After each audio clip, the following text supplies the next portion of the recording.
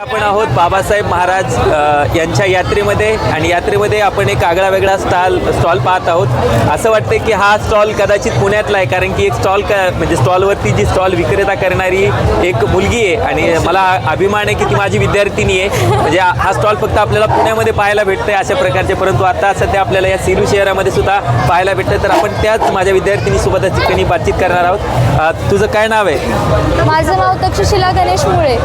गणेश मुळे। Takshashila, I think तू माझी विद्यार्थिनी आहेस। हो, मग मला सांग की बाबा तू हा स्टॉल या आपल्या सेलूच्या यात्रेमध्ये सुरू करावा असं का वाटलं तुला?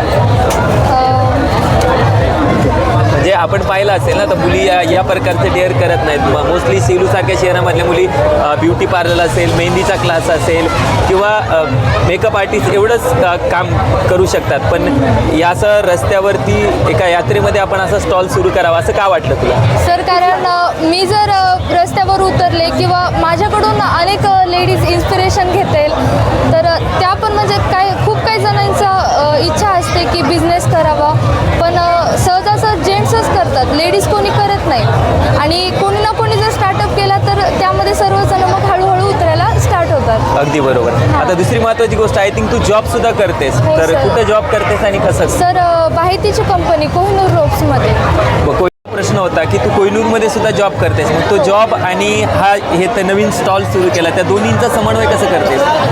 सर, आता घरची जबाबदारी पण आहे, मी एकटीच आहे, भाऊ बहीण नाही आहे मला, तर एक बिझनेस माझा ड्रीम पण होता आणि एक घरच्यांना माझा हातभार पण, म्हणून दोन्ही पण ॲडजस्ट करावं लागतं। आणि मी पोलीस भरती पण करते सर। क्या बात आहे। आणि आता पोलीस भरती जवळ सुद्धा आलेली। हो। आता तक्षू, सगळ्यात महत्त्वाची गोष्ट, आय थिंक हा पहिला दिवस आहे का दुसरा दिवस आहे? सर, आज पहिला दिवस आहे। बरं, कसं आहे सेलूकरांचं प्रेम कसं मिळतंय? सर, खूप सपोर्टिव्ह आहेत। प्रत्येक जण स्टॉलवर येते, विचारते ताई तुला काही मदत लागते का, कोणी काही जर छेडलं वगैरे एक कॉल कर, आम्ही इकडे येतो।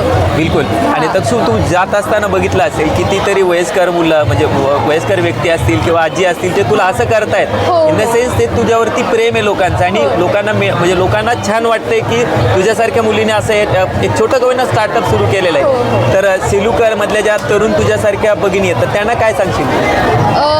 काहीच नाही, इन्स्पिरेशन व्हा। आजकाल आपल्या भारतीय लेडीज पण कोणापेक्षा कमी नाही आहेत, आपण पण सर्वात बेस्ट आहेत। तर तुमच्या ज्या काही ड्रीम्स आहेत त्या तुम्ही पूर्ण करू शकता। आणि मेन म्हणजे सर, घरचा पण सपोर्ट असणं खूप गरजेचं आहे। तर ह्या कोण आहेत? माझी आई आहे। तर आईने तयार झाल्यात? हो। बिलकुल।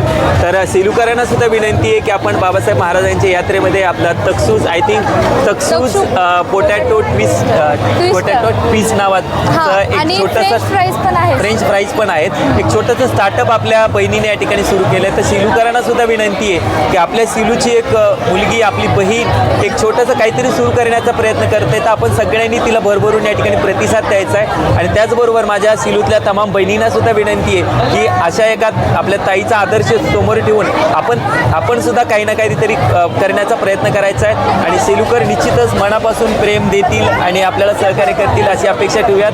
तुर्तसा थांबतो। धन्यवाद। जय जिजाऊ, जय शिवराय, जय भीम।